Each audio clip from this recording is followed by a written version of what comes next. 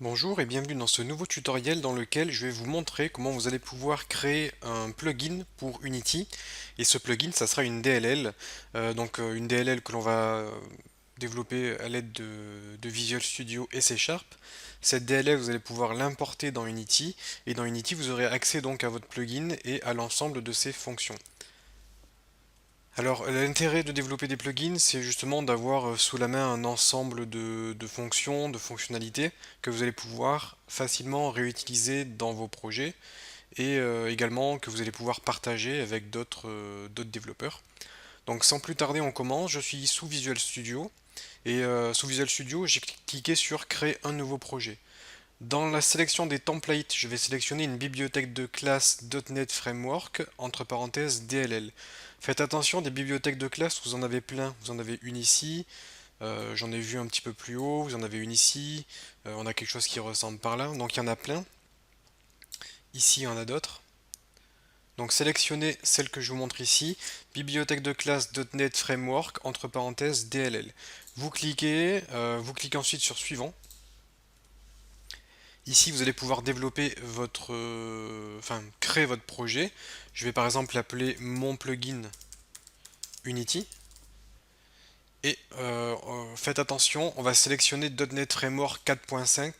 Ne prenez pas beaucoup plus haut parce que Unity, en tout cas les versions récentes ça va, mais Unity a toujours utilisé des versions un peu plus vieilles de .NET. D'ailleurs, jusqu'à il n'y a pas très longtemps, on était encore en version 3.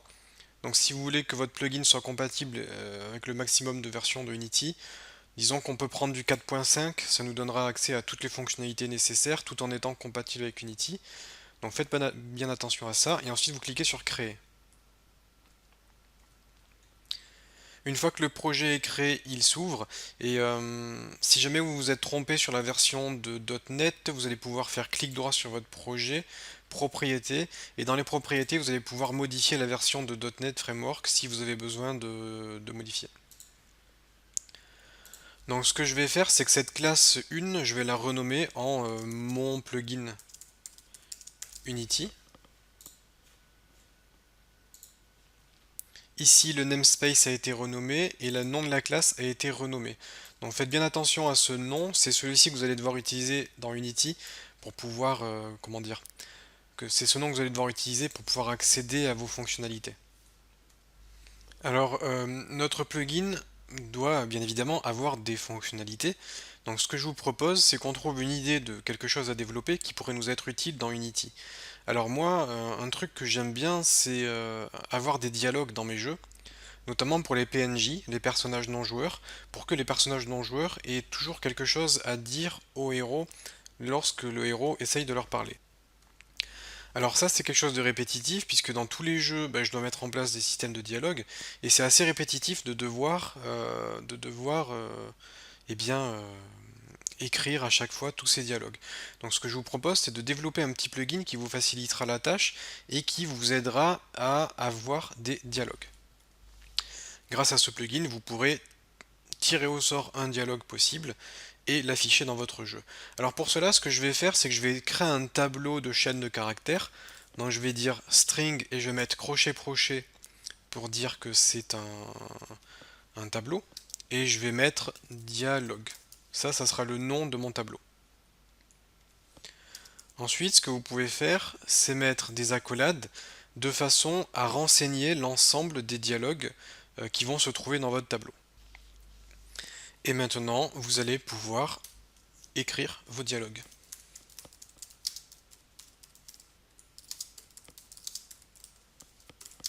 Salutations voyageurs, comment allez-vous? Donc là on pourrait faire par exemple une liste de dialogues de salutations.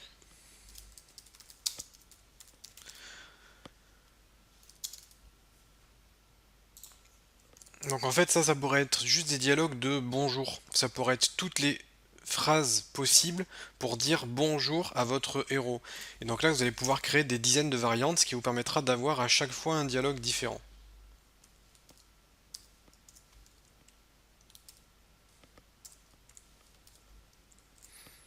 Bon voilà, vous avez compris le principe. Vous écrivez vos dialogues et vous avez votre liste de dialogues. Alors on n'oublie pas le petit point virgule, et bien évidemment, là, ce sont des dialogues pour dire bonjour. Donc je pourrais l'appeler, par exemple, bonjour, dialogue bonjour. Et vous pourriez créer des dialogues pour au revoir, pour encourager le héros, pour les vendeurs. Si vous avez des vendeurs dans votre jeu, des dialogues qui disent j'ai tout un tas d'articles en solde, je suis sûr que vous trouverez votre bonheur ici. Voilà, ce type de dialogue. Donc là, vous allez pouvoir créer toutes vos phrases. Une fois que vous avez ça, votre tableau, vous allez pouvoir créer une fonction qui permettra de récupérer un dialogue aléatoire. Alors cette fonction, on pourrait l'appeler, alors je vais la mettre déjà en public static string, donc statique, comme ça on pourra y accéder facilement sans avoir besoin d'instancier la classe.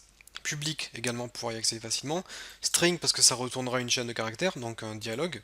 Et je vais mettre par exemple get dialogue bonjour, ou plutôt juste get dialogue. Et là, ce qu'on va faire, c'est un random que j'ai appelé rnd, qui sera égal à new random. Et ça va me permettre de pouvoir travailler avec de l'aléatoire. Moi, ce que je veux, c'est tirer aléatoirement au sort un des dialogues de dialogue bonjour. Donc ce que je vais faire, c'est faire un int, qu'est-ce que je peux dire, choix, est égal à rnd.next.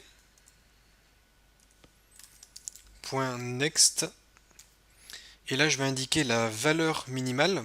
Alors si on regarde dans la définition, on va regarder ça. Là, ça va être la valeur minimale qui sera 0. Donc je pourrais tirer aléatoirement un nombre compris entre 0 et ce que je vais dire, c'est dialogue bonjour. .length, donc la taille du tableau, moins 1, parce que on commence à compter à partir de 0, donc ça veut dire que si on a 5, et bien là on est à l'index 4. Qu'est-ce qu'il me dit il aime pas que mon champ soit pas en statique, on va le mettre en statique. CTRL C, CTRL V, CTRL S, et là on est bon. Donc mon choix sera tiré aléatoirement au sort, sera compris entre 0 et la longueur de mon tableau, et du coup, mon dialogue, ça sera dialogue, crochet, crochet, et entre crochets, je vais mettre mon choix. Et ça, je vais faire un return. Return, ça va me retourner mon dialogue au choix. Donc voilà pour cette fonction qui va vous retourner aléatoirement un dialogue. Alors moi, pour ce tuto, je vais faire quelque chose de très simple, c'est-à-dire que je vais rester comme ça. En revanche, vous, ce que je vous encourage à faire, c'est faire un truc comme ça, public enum type, ça va être les types de dialogue, et dans tous les types de dialogue, vous allez avoir les salut, au revoir, encourager, le vendeur, ou défier si quelqu'un veut vous affronter. Et ensuite, une fois que vous avez fait ça, vous pourriez passer le type ici, entre parenthèses, pour demander un dialogue d'un type en particulier, et ensuite, dans votre code, il suffira de faire un selected type est égal à le type ici, qui sera T, et vous faites un switch sur le T, et en fonction du type, vous allez modifier le selected type pour avoir votre type, et ensuite, pour tirer aléatoirement au sort un dialogue, vous ferez dialogue bonjour dans le bonjour, par exemple, ici, et si c'est un dialogue au revoir, eh bien vous ferez un truc dialogue au revoir. Et ça pourra vous permettre de filtrer pour ne récupérer que les dialogues du type qui aura été demandé. Bon, comme je vous l'ai dit, moi je vais faire simple, je vais faire comme ça. Mais en tout cas, ça c'est une idée de ce que vous pourriez faire. Je vais laisser ça pour vous montrer ce que ça donne dans Unity. Donc je pense qu'on est bon. À mon avis, notre code devrait fonctionner. Donc ce qu'on va faire, alors si vous cliquez sur démarrer, normalement ça devrait planter, je pense. Voilà, là ça plante parce que c'est pas un projet en fait, ça ne peut pas démarrer. C'est pas un vrai projet. En revanche, c'est une DLL, donc on ne peut pas démarrer une DLL, mais on peut compiler, on peut générer la DLL. Pour générer la DLL, vous allez regarder dans Visual Studio à droite, vous faites clic droit ici, vous faites générer. Et là on voit que j'ai une génération qui a réussi. Et donc ça a marché. Vous pouvez également générer à partir de là, générer la solution, ou faire le raccourci clavier CTRL-MAJ-B, ce qui va vous permettre de générer votre DLL. Pour voir où se trouve votre DLL, vous allez cliquer sur votre projet ici, clic droit dessus, et vous faites ouvrir le dossier dans l'explorateur de fichiers. Ici, vous tombez donc dans votre explorateur de fichiers, et dans cet explorateur, vous avez bin. Bin, c'est pour les binaires. Vous avez debug parce que notre projet est en debug, comme vous pouvez le constater ici, et là, vous retrouvez votre DLL ici. Et une fois que vous avez cette DLL, c'est terminé, c'est prêt, votre plugin est directement utilisable dans Unity. Donc ce que j'ai fait, c'est que j'ai créé un nouveau projet Unity qui est complètement vide derrière, et dans ce projet Unity, je vais simplement prendre la DLL et la faire glisser dans le projet, et du coup on est prêt. Bon là on attend juste que ça compile, histoire que Unity comprenne ce qu'il y a dans la DLL, et une fois que c'est fait, on peut l'utiliser. Alors vous n'avez rien à toucher, on va tout laisser par défaut, mais vous avez la possibilité également de différencier vos DLL par rapport à des plateformes, si vous voulez que ça marche sur mobile, sur PC, si vous avez des versions 32 bits, 64 bits, mais nous par défaut, les réglages nous conviennent très bien et ça fonctionnera sans souci. Alors ce que je vais faire, c'est que je vais créer un script que je vais appeler par exemple dialogue PNJ, par exemple. Et on va s'amuser à créer un PNJ, donc un personnage non joueur. 3D Object, capsule, ça c'est notre PNJ. Sur notre PNJ, on va mettre une bulle de dialogue. GameObject, UI, on va prendre image, si je le trouve, ici, voilà. Notre canvas, je vais le mettre en world space. Et le canvas, je vais le mettre dans la capsule, en position 0, 0, 0. Et l'image, je vais la mettre en position 0, 0, 0. Alors là, elle est super grande, je vais la réduire.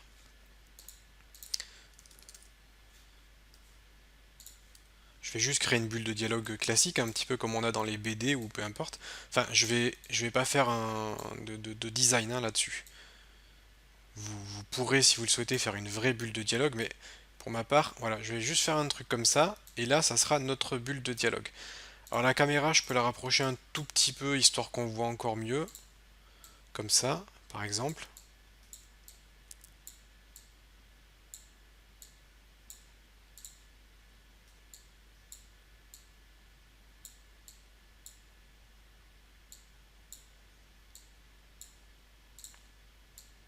Bon voilà, là on a notre bulle de dialogue, et dans cette bulle de dialogue, je vais ajouter du texte, component UI text. Alors je vous conseille d'utiliser Text Mesh Pro, mais par simplicité, je vais juste utiliser un texte classique, que je fais glisser dans Image. Je le mets en position 0, 0, 0. Je vais centrer le texte, centrer le texte. On va réduire la taille. Et par contre, la taille, je vais mettre une font size de 32. Mais je vais cocher Best Fit de façon à ce que la police d'écriture s'ajuste automatiquement à l'espace dont elle dispose.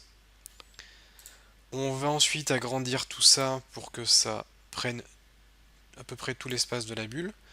Et au niveau de l'encre, je vais étendre ça autour de la bulle. Du coup, je me retrouve avec mon texte. Et au plus je rajoute du texte, au plus ça s'ajuste.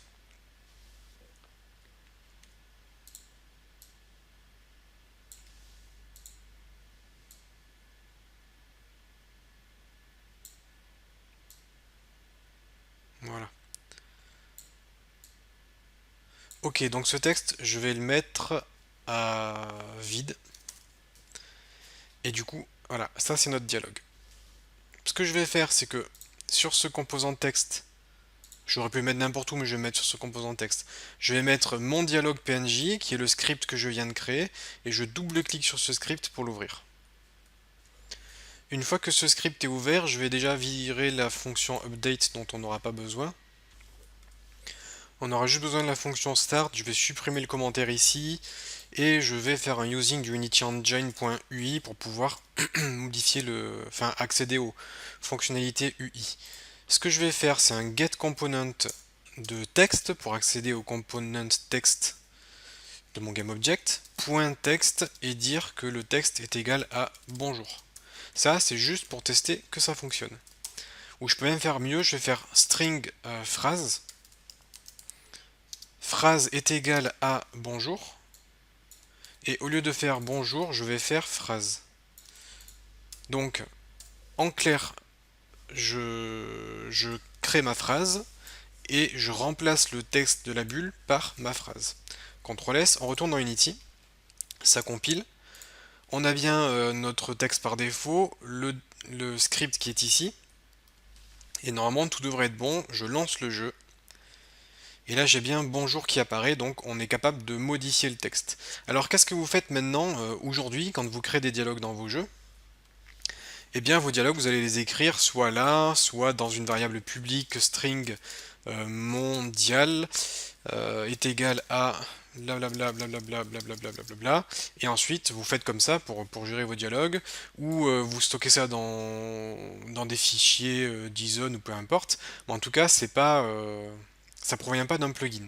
Comment faire pour récupérer le dialogue depuis notre plugin qui est ici? Notre plugin a une fonction getDialog, mais je ne peux pas y accéder directement. Pour pouvoir y accéder, je vais devoir faire un using, donc using, et là, je vais marquer le nom de notre namespace. Alors si vous regardez bien, dans notre plugin, le namespace c'est mon plugin Unity. Donc je retourne dans le script de Unity et je vais faire un using de mon plugin Unity. Et vous voyez, là ça m'est suggéré.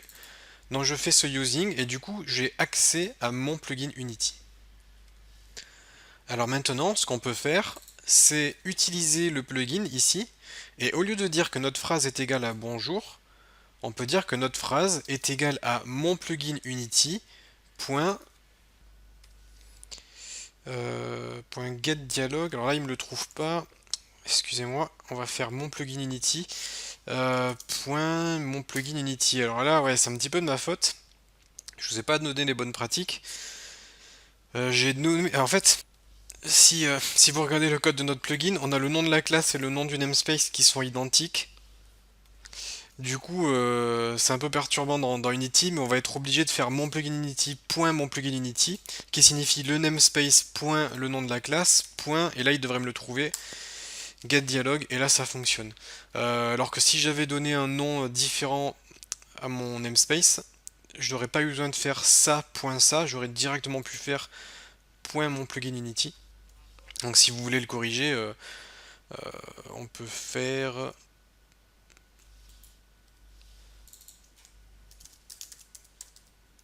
dial plugin par exemple.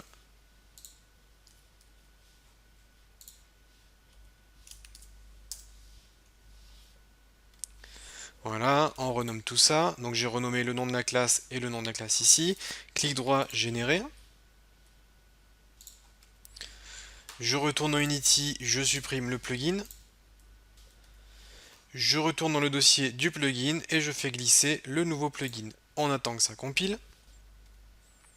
Une fois que c'est bon, on est bon, on retourne dans le code. Et là dans le code, je vais faire un using de mon plugin Unity. Et maintenant, je vais pouvoir faire dial plugin. Voilà, vous voyez que directement j'ai accès à dial plugin. .getDialog. Et là, c'est beaucoup plus propre. En deux mots, on arrive à accéder à notre fonction. CTRL S, là, on ne devrait plus avoir d'erreur dans la console. Donc, en attend que ça compile, l'erreur disparaît. Je lance le jeu. Et là, hop, heureux de vous rencontrer. Je quitte, je lance le jeu. Salutations voyageurs, comment allez-vous? Je quitte, je lance le jeu. Et là, on a un système de dialogue automatique qui nous fait des phrases aléatoires, même si on tombe souvent sur sur la même phrase, mais bon, c'est de l'aléatoire, hein. On n'a que 5 phrases, si vous en avez 500, là, ça sera pas la même histoire. On aura vraiment quelque chose de pas mal. Donc voilà sur la création de notre plugin. Donc pour résumer, vous créez un projet sous Visual Studio, vous créez une classe. Alors dans l'idéal, donnez une classe, enfin donnez un nom à votre classe différent du nom du namespace. Sinon, vous voyez après dans Unity, ça fait quelque chose de pas très beau. Vous écrivez vos fonctions, vous pouvez les mettre en statique. Et le fait de mettre votre fonction en statique, ça vous permet d'y accéder directement comme ça. Vous pouvez mettre directement le nom de la classe, le nom de la fonction à laquelle vous voulez accéder. Là, on peut même faire tout ça en une seule ligne. Je peux très bien prendre tout ça et le mettre à la place de phrases, ce qui fait qu'en une seule ligne, vous voyez, si je supprime tout ça, hop, en une seule ligne, on est capable de récupérer le dialogue. Si on tourne dans Unity et qu'on attend que ça compile, hop, on lance le projet et on a bien notre système de dialogue qui fonctionne et qui va piocher les informations dans la DLL. Alors évidemment là, enfin je vous ai montré comment on crée un plugin pour Unity, ça c'était ce que je voulais vous montrer dans ce tutoriel vidéo. Maintenant vous savez le faire, vous savez comment créer vos fonctions. Mais évidemment, c'est pas ce qu'il y a de plus propre. Vous n'allez pas écrire vos dialogues en dur dans la DLL. L'idée c'est que si vous donnez ça à quelqu'un, par exemple, je sais pas, avec quelqu'un avec qui vous travaillez, si vous décidez de modifier les dialogues, eh bien vous serez obligé de recompiler la DLL pour pouvoir mettre à jour les dialogues. Alors l'idéal, moi ce que je vous recommande de faire, c'est de créer une API web. Vous développez une API JSON par exemple, qui va vous renvoyer des dialogues comme ça. Chaque dialogue aura donc des informations, notamment la phrase, également le type de dialogue, si c'est salutation ou si c'est au revoir, et vous allez donc pouvoir créer tous vos dialogues comme ceci, qui sont renvoyés par votre API, et votre DLL ira récupérer sur Internet, sur votre serveur, la liste des dialogues. Ce qui fait que si vous mettez à jour votre dialogue en ligne, automatiquement la DLL connaîtra la dernière version du dialogue, ou connaîtra la dernière liste de dialogues. Ce que je fais personnellement, c'est une toute petite interface. Vous voyez, j'ai même pas mis de design, hein. J'ai même pas mis de design parce que c'est que pour moi, mais j'ai créé une toute petite interface où vous écrivez votre dialogue, vous mettez quel est le type de dialogue, et là j'ai juste créé une variable que je n'utilise pas pour le moment, qui va me permettre de pouvoir filtrer les dialogues un peu plus tard quand j'en aurai besoin. Et dès que j'ajoute un nouveau dialogue ici, il est automatiquement ajouté à ma liste de dialogues. Et dans l'idée, ce qu'il faut faire maintenant, si vous voulez vous lancer dans ce projet, c'est au lieu d'avoir tous ces dialogues en dur, vous les récupérez en ligne pour construire dynamiquement cette liste de dialogues, ce qui fait que vous n'aurez pas besoin de recompiler votre DLL pour la mettre à jour. Et puis dans Unity, pareil, vous n'aurez pas besoin de recompiler la DLL, sans rien changer, sans modifier votre code, vous aurez la dernière version des dialogues puisqu'ils sont téléchargés automatiquement depuis le web. Voilà ce que j'avais à vous dire pour ce tutoriel. Vous savez comment créer un plugin, donc générer une DLL, et vous savez comment utiliser les fonctions de cette DLL directement dans Unity.